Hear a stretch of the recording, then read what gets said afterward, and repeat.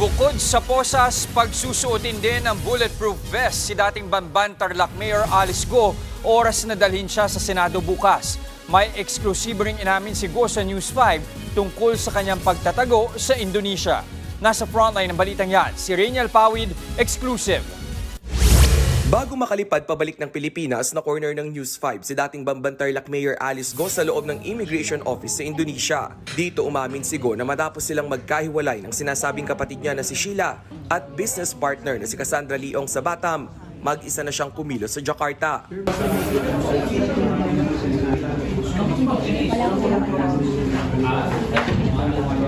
Una nang sinabi ng kanyang legal counsel na si Attorney Stephen David na 3 araw bago mamonitor sa Indonesia ang kanyang kliyente, hindi na ito nagparamdam.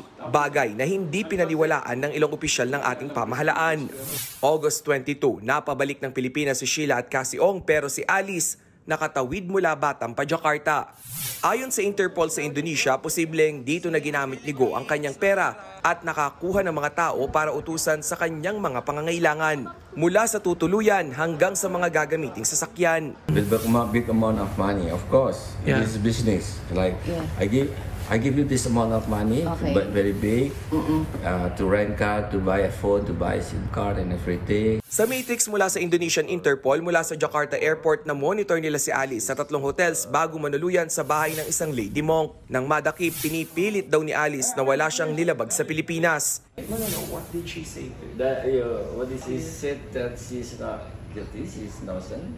Simula Biyernes na makalapag sa Pilipinas sa PNP Custodial Center sa Camp Crame kinulong si Go. Bukas dadalhin siya sa Senado para sa pagdinig tungkol sa operasyon ng iligal na pogo sa kanyang bayan. Ayon sa Philippine National Police, nakahanda na ang sasakyang maghahatid kay Go. Alas 8 ng umaga, aalis na sa Camp Crame ang dating alkalde. Pagsusuotin siya ng bulletproof vest at poposasan din patungo sa Senado. Tiniyak naman ng PNP na itinuturing nilang normal detainee si Go.